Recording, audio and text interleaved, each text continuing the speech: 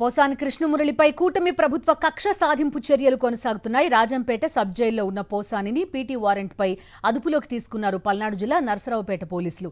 రాష్ట్ర వ్యాప్తంగా పోసానిపై మొత్తం 16 కేసులు నమోదయ్యాయి. కాసేపట్లో నర్సరావుపేట పిఎస్కు చేరుకోనున్నారు పోసాని. మా కరెస్పాండెంట్ సురేంద్ర ప్రస్తుతం నర్సరావుపేట నుంచి జాయిన్ అవుతున్నారు. మనతో పూర్తి డీటెయిల్స్ అందిస్తారు. చెప్పండి సురేంద్ర, మరి కాసేపట్లో రానున్నట్టుగా తెలుస్తోంది పోసాని కృష్ణమురళి ఇక్కడికి. ఆయన హెల్త్కి సంబంధించి ఏమన్నా డీటెయిల్స్ తెలుస్తున్నాయా మీకు? అట్ ది సేమ్ టైం వరుసగా ఒక్కొక్క పిఎస్లో కేసులు పెట్టి ఒక్క చోటు నుంచి ఒక చోటుకి పోసానిని తరలిస్తున్న పరిస్థితులు చూస్తున్నాం.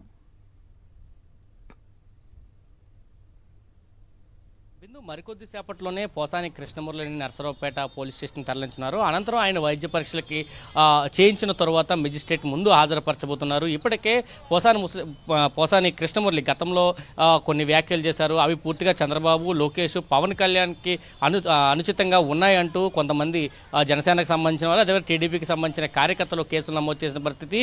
దాదాపు రాష్ట్ర వ్యాప్తంగా 30 చోట్ల ఫిర్యాదులు చేస్తే దాదాపు 16 చోట్ల కేసులు నమోదు చేసిన పరిస్థితి అయితే కనిపించింది. రీసెంట్గానే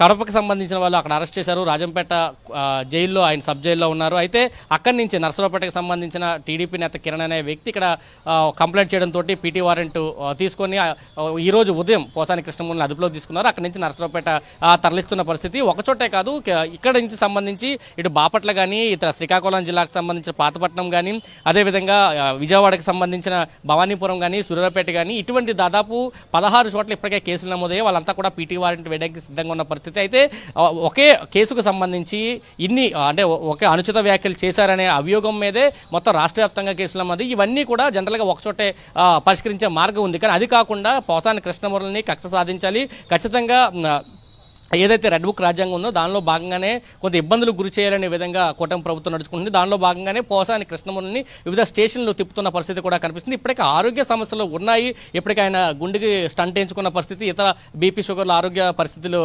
బాగాలేదు, చాలా క్రిటికల్గా ఉంది, ఏదో ట్రీట్మెంట్లు తీసుకుంటున్నారు, ట్యాబ్లెట్లు తీసుకుంటున్నారంటూ కుటుంబ సభ్యులు చెబుతున్న పరిస్థితి కూడా కనిపిస్తుంది. అయితే దాదాపు 7 గంటల పాటు ఆయన అక్కడి నుంచి జర్నీ చేపిస్తున్న పరిస్థితి. ఇప్పుడు నర్సరావుపేట మరికొద్ది సేపట్లో నర్సరావుపేట మెజిస్ట్రేట్ ముందు హాజరుపరిచే అవకాశం అయితే చాలా స్పష్టంగా కనిపిస్తుంది.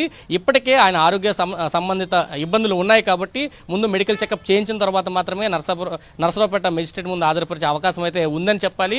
కేవలం ఇది కక్ష సాధింపుగా కనబడుతుంది. దీనికి సంబంధించి అన్ని చోట్ల ఒకేసారి కేసులు పెట్టడం, ఒకే అంశం దాదాపు 2022లో ఆయన వ్యాఖ్యలు చేస్తే ఇప్పుడు కూటమి ప్రభుత్వం అధికారంలోకి వచ్చిన తర్వాత ఈ కేసును నమోదు చేయడం పూర్తిగా కక్ష సాధింపు అంటూ వైసీపీకి సంబంధించిన నేతలు కూడా చెబుతున్న పరిస్థితి కనిపిస్తుంది. దీని మీద మరికొద్ది సేపట్లోనే పోసాని కృష్ణమురళి వస్తున్నారు. పోసాని కృష్ణమురళికి అనుకూలంగా ఇటు వైసీపీకి సంబంధించిన లీగల్ టీం నాయకులు కానీ, వైసీపీ నేతలు కానీ కోర్టు వద్దకి ఒక్కొక్కరిగా చేరుకుంటున్నారు. దాంతోపాటు పోసాని కృష్ణమురళికి సంబంధించిన అభిమానులు కూడా కోర్టు వద్దకు అయితే చేరుకుంటున్న పరిస్థితి కనిపిస్తుంది. Bindu. Okay Surendra, thank you.